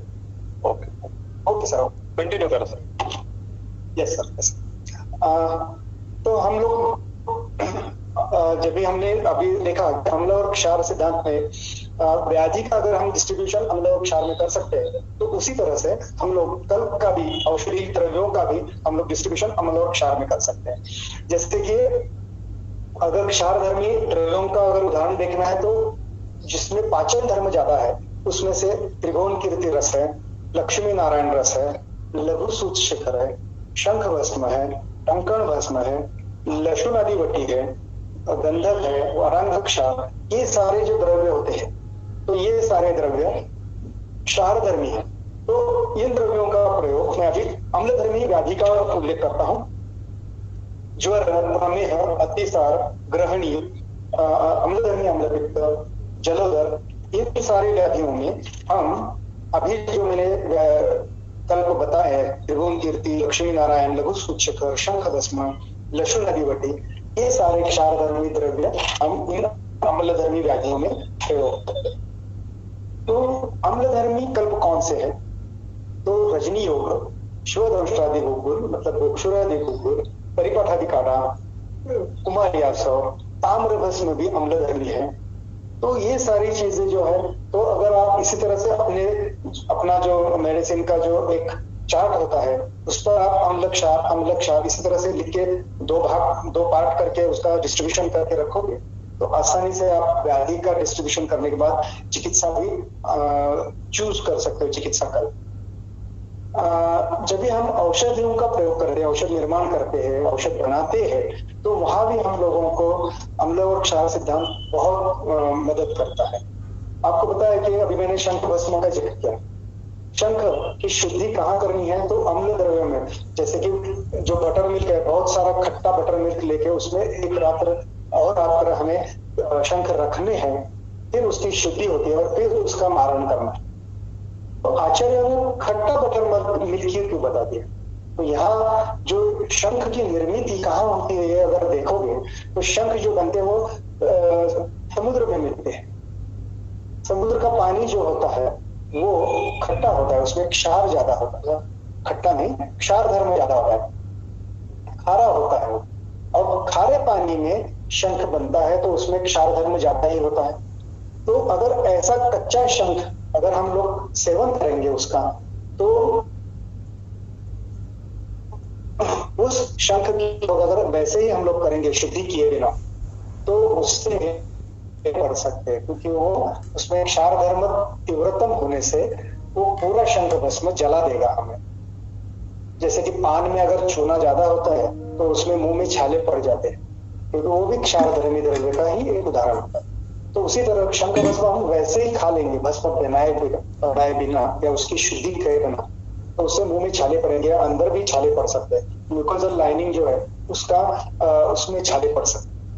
इसीलिए उसकी शुद्धि जो है वो अम्ल तक्र में करने के लिए कहा है। अम्ल तक्र में शुद्धि करने के बाद वो ईडिबल हो जाता है, फिर उसका भस्म बनाते हैं। इसी तरह से दाता शास्त्री ने अम्ल और क्षार सिद्धांत का एक, जब भी उनको मन में विचार आया तो उन्होंने एक नया मेडिसिन शोध निकाला था, खोज निकाला था, तो वो है चिंचा लवण तेल। चिंचा मतलब टैमरिंड, लवण मतलब सैंधव। टैमरिंड एंड सैंधव, इनके मिश्रण से एक तेल बनाया था वैद्यराज शास्त्री जी ने, दाता शास्त्री जी ने। और उस तेल का प्रयोग हम लोग इंटरनली करते हैं मलबटक के लिए। जब भी मलबटक होते हैं, कॉन्स्टिपेशन होता है, सीवियर कॉन्स्टिपेशन, तो ये चिंचा लवण तेल है जिसको हम अनुलोमन तेल बोलते हैं। तो ये अनुलोमन तेल, उसका प्रयोग हम लोग करते हैं, क्योंकि पूरा जो डाइजेशन है वो अम्ल और क्षार के बेसिस पे ही होता है। जैसे मैंने कहा कि पहले जब आहार आता है तो उस पर अम्लधर्मी रंजक पित्त की प्रक्रिया होती है। अम्लधर्मी रंजक पित्त की प्रक्रिया के बाद वो आहार ग्रहणी में चला जाता है, तो उस पर क्षारधर्मी पाचक पित्त की प्रक्रिया होती है। अम्ल और क्षार के मिलाप से वो जो है उसके माधुर्य प्राप्त होता है, और फिर वो जाके उसका एब्सॉर्प्शन होता है, और फिर जो नहीं चाहिए वो बाहर मल स्वरूप बाहर निकल जाता है। तो इसीलिए जो आहार का मल भी होता है वो अम्ल और क्षार के मिश्रण से ही बना हुआ होता है। इसीलिए जब भी मल के वटक बनते हैं तो ये अम्ल और क्षार से बना चिंचा लवण तेल का प्रयोग बहुत ही फलदायी दिखता है। उसका आप बस्ती के स्वरूप भी प्रयोग कर सकते हो, मात्रा बस्ती के स्वरूप, या फिर खाने के साथ अगर दे देंगे एक चम्मच तेल तो मलवटक कम हो जाता है। फिर आता है कि एक अलग सी सोच मैंने बीच में एक बार मेरे मन में आ गया कि योग शास्त्र में हमारे शरीर के दो भाग बनाए, दक्षिण मतलब राइट एंड लेफ्ट। जो राइट है उसको हम लोग सूर्य नाड़ी बोलते हैं, और दूसरे के चंद्र नाड़ी बोला है। सूर्य नाड़ी यानी कि क्षारधर्मी, राइट साइड जो है वो सूर्य नाड़ी के प्रभाव में आती है, तो उसको उन्होंने सूर्य नाड़ी बोला है, तो वो क्षार धर्म के अंदर आती है। और लेफ्ट जो है वो चंद्र नाड़ी होती है लेफ्ट साइड, तो उसको हम चंद्र के प्रभाव में, मतलब आप महाभूत के प्रभाव में डालते हैं। तो राइट साइड में जितनी भी व्याधियां निर्माण होती है वो सारे यकृत के अंदर आती है, लिवर के अंदर आती है, और लेफ्ट में जितनी भी व्याधियां आती है वो प्लीहा के अंदर आते हैं। लेफ्ट साइड में स्प्लीन प्लीहा होती है। तो आसानी से हम लोग राइट साइड की व्याधियां जो है उसमें अगर यकृत की दृष्टि दिखती है तो यकृत का अवरोध निकाल के हम लोग वो व्याधि को ट्रीट कर सकते हैं। उसी तरह लेफ्ट साइड के लिहाज से तो बहुत सारी चीजें हैं कि हम लोग अम्ल क्षार सिद्धांत को, मतलब जहां भी आपको दिखता है आप अम्ल और क्षार सिद्धांत अप्लाई इजीली कर सकते हो। मैंने कहा वैसे कि प्रकृति या सीजन भी अम्ल धर्मी क्षार धर्मी होते हैं। जैसे कि रेनी सीजन अम्ल धर्मी होता है, तो समर सीजन जो होता है वो क्षार धर्मी होता है। तो बाहर निसर्ग और शरीर, मतलब लोक पुरुष साम्य, यहाँ भी अम्ल और क्षार, शरीर में भी अम्ल और क्षार। तो अम्ल और क्षार सिद्धांत से आपको आपका शरीर बना है, पचन व्यापार से आपकी शरीर की स्थिति अवस्था बनी रहती है और उसका लय भी होगा तो अम्ल क्षार सिद्धांत से ही होगा। तो इसी तरह अम्ल क्षार सिद्धांत आपको व्याधि निर्मिति से लेके व्याधि की चिकित्सा तक और औषध निर्माण से लेके प्रकृति परीक्षण तक हर जगह आपको अम्ल क्षार सिद्धांत का प्रयोग करना या फिर अम्ल क्षार सिद्धांत आप इजीली अप्लाई कर सकते हो। तो मुझे लगता है कि जितना भी इंट्रोडक्टरी लेक्चर मुझे देना था 1.5 घंटा हो गया है ऑलरेडी, तो जितना मुझे अम्ल और क्षार सिद्धांत के बारे में इंट्रोडक्शन देना था मैंने दिया है। बृहत्त्रय रत्न वैद्यराज आत्माराम वामन दातार शास्त्री जी का मैं शिष्य वैद्य शैलेश माली, यही जो व्याख्यान का पहला पुष्प है मैं मेरे गुरु जी के चरणों में अर्पित करता हूँ और मैं मेरा व्याख्यान यहीं पे रुकवाता हूँ। धन्यवाद। कुलकर्णी सर। हाँ धन्यवाद सर। सर अभी हमारे पास 20 मिनट समय है, तो 1-2 सवाल ले सकते हैं क्या? हाँ जी, जिसको भी क्वेरीज है एक 10 मिनट ले सकते हैं, क्योंकि 10 मिनट के बाद मुझे थोड़ा बाहर काम है आज। तो ठीक सर, ठीक सर। 10 मिनट अभी मतलब कितने बजे हैं? 12:36 है, पाउंड बजे 12:45 तक ले सकते हैं 10 मिनट। Okay sir. एक सवाल ऐसा है सर कि खालित्य और पालित्य में अम्ल क्षार प्रकृति का विचार कैसे करें और उसमें कौन सी दवाई का निर्धारण करें?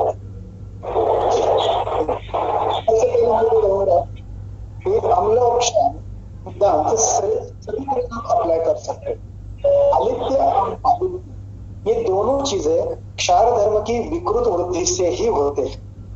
पालित्य तो आपको पता है, पालित्य शब्द में पचन है। पचन से क्या होता है, जब जैसे कि ज्यादा पचन होने से बाल सफेद होने लगते हैं। ठीक है, जैसे कि समझो एक वृक्ष की टहनी है, उसको हमने जला दिया तो पहले उस जलने के बाद उसका कोयला बन जाएगा, वो जो काला होता है। हम कोयले को फिर जला दिए तो उससे जो ऐश बनती है वो सफेद होती है। उसी तरह अगर पचन क्षार धर्म ज्यादा हो जाए तो अपने बालों का जो कलर है वो काले से सफेद हो जाता है। तो क्षार धर्म की अत्यंतिक वृद्धि से ही पालित्य होता है। और खालित्य मैंने अभी हिस्टेक्टोमी के जब भी मैंने टॉपिक लिया था हिस्टेक्टोमी का, जैसे कि गर्भाशय निर्हरण होता है तो उससे शरीर की पृथ्वी निकल जाती है और पृथ्वी का कंट्रोल तेज वायु आकाश पे होता है।